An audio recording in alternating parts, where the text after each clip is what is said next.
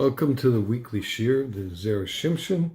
This is Parshat Korach, and it's Friday, Aleph, the Rosh Chodesh of Tammuz, Tafshin Pei Aleph. And we're going to do a piece here on tests in the Zera Shimshon of Parshat Korach. If you want to read along, so fine. It says, Al Hai, Amrin and Biyushami, the Gemara Peah, Perik Aleph, Halacha Aleph. It says, Mutter loimer lashon hara al baalei machlekes. It's permitted to say lashon hara on people that are in an argument. That's interesting. Halacha, why? Why should do an avera to try to eradicate another avera? Doesn't make sense, right? So, here's the deal. Tzorich tam. Lama kach? V'ki bishvil shehu choyta yiyah muter lanu la'asos iser v'lesaper lashon hara.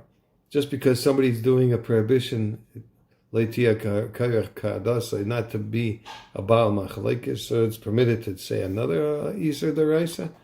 Why does that make any sense? Okay. So, Im hamisaper lashon hara anshay chamor yoser mishleish averos avoid zara gila ras and shvichas damim. So if he's speaking lashon hara, it's worse than the other three averos that in the Torah, which is the worst three averos. Lashon hara is worse than avodah zara, or doing idol worship. Gilui arayos, which is incest, and shvichas damim, murder. How can that be? So. It appears to, I can give an answer. That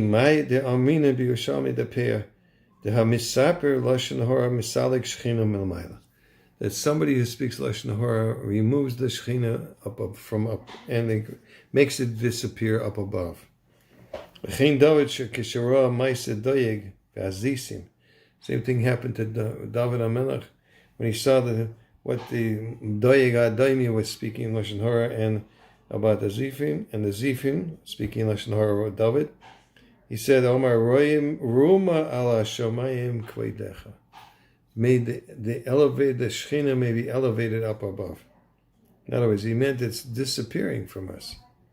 Klaimar silek shechinascha salek shechinascha mibeinei hain. Remove the Shechina from us. She'ena Shechina shora mitach sina. The Shechina doesn't rest because of hatred and ava and hate, and that's a different type of hatred. You have to discuss what the difference between sina and ava is. Okay, it's like grumpiness, right? Kaas and anger, with tachros and competition. In other words, a bad kind of competition. So the Shechina can be shayra because of peace and love.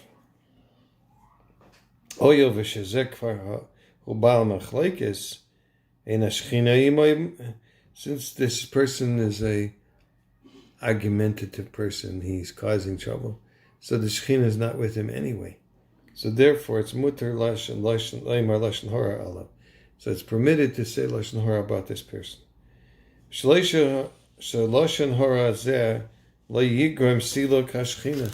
This lashon hara will not cause the removal of the Shechina from us. Shekvar soluka oimedes, because it's already the person that's a baal machlekes has already removed the Shechina. Aval mikol makom adayin lo yatzanu yedei chayvasein. But we're not yet fulfilling our obligations here.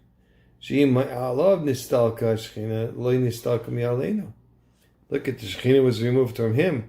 But what about us? We still have the Shechina. So when we speak lashon hara, it's removing the Shechina from us. So why do we do that? Why would we want to do that?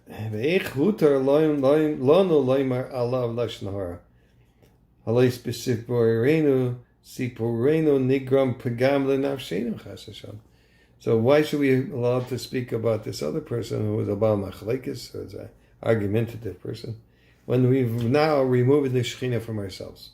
So that makes it worse. The mishum da amina b'Yerushalayim peah azhar lelashon hara mimnayin Where do I know the warning from about Lashon Hara? It says, not to go peddling stories amongst their people. And that's when he says, every time he says B'amecha means he's keeping the Torah and mitzvahs like you, or like us, okay? But Davka, somebody's keeping the Torah and mitzvahs. That's prohibited to speak Lashon Hara. But somebody who's not behaving like a Jew should behave and keeping the 613 mitzvahs, it's permitted to speak Lashon Hara about him. It's not in that category. It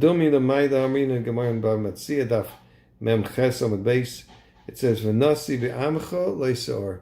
V'nasi, the priest, not the priest, but the president amongst your people. In other words, the leader. Well, you should not curse. Okay? But it says there, bi'amcha, in amongst your nation. In other words, if he's behaving like a Jew with fulfilling all the commandments, but he's over the Zera, forget it. As a Baal Machlekes, forget it. He doesn't come in that category. So why dafka are we allowed to speak Lashon Hara about a person that's argumentative, when any of the, if he's not keeping any of the other mitzvahs, if a shat nefesh, he's not keeping avodah zarah like Achav, right? And Yisrael. So what's wrong with speaking Lashon Hara about them? Yesh l'taret she'isur shel Lashon Hara haynu mipnei shehut matel sina o machlokes bein ha'ovim. The reason why we're allowed to speak Lashon Hara on this person that's argumentative is because he's causing hatred and arguments between people who like each other. And that's called, he's placing hatred he hates peace, he hates perfection. Ve'imhu ba'al machlokes kvar who Sainei Shalom. And if he's already a Machlekes, he loves to argue with everybody and everything. So he already hates peace. He's not fitting to sit in peace. The Chsiv, it says, Shalom Omar Hashem l'Rashai. There's no peace to the Hashem says for the wicked. In order that he shouldn't be sitting in tranquility. So it says, Mutar Leimer Lashon Hara alav, Kadeshi Yisna'u. So it's permitted to speak about him Lashon Hara in order that they should hate him. People keeping the Torah mitzvahs should hate this person. And the way that people are measured, they should also be measured. This all should be in the merit. We've heard some people that didn't have children for a long time. So we're going to mention the names. Michal Miriam Bas Malka, Elchanan Bunim Bas Yosefa. So we can hopefully, Bez Hashem, that couple will be zeicha to have a Zera Shel Kayama, as after the Zera Shimshon. Okay, the segula here is one of my relatives wasn't feeling well. And since the pain was so intense, he paid a visit to the local clinic and described his symptoms to the doctor. The doctor performed a number of rudimentary tests and told the patient he had to leave immediately for the hospital. You need to go to the hospital right now. I'm afraid you're about to have a stroke. Whoa. The doctor's diagnosis was exactly on target, and the patient suffered a stroke on the way to the hospital. Upon his arrival, he was whisked into surgery for a grueling operation. When it was done, the patient was left in an induced coma. The story occurred on a Sunday. On Tuesday, the doctors decided to try and bring him out of the coma. They were unsure whether they'd get any response from the man at all. The question was how badly his brain had been affected by the trauma he had experienced a few days earlier. Family members stood around the patient's bed filled with anxiety. The first time the doctors tried to bring him out of the coma, they were unsuccessful, and he didn't respond at all. No movement, nothing to show that he was aware of anything. They tried again a few hours later. Again, it didn't work, and the patient didn't respond. The medical team decided to keep him in the coma for a while longer. Meanwhile, you can imagine how worried the family was as they waited to see whether the stroke had harmed him beyond all help, or whether he'd be able to return to himself. One of the man's sons was familiar with the segula of the Zera Shimshon. He decided to take action and began learning the sefer next to the patient's hospital bed. After all, didn't the Zera Shimshon write, "You shall see children and children's children like the olive shoots around your table"? A quote from our Parshat. He, the son, desperately wanted his father to be able to give them.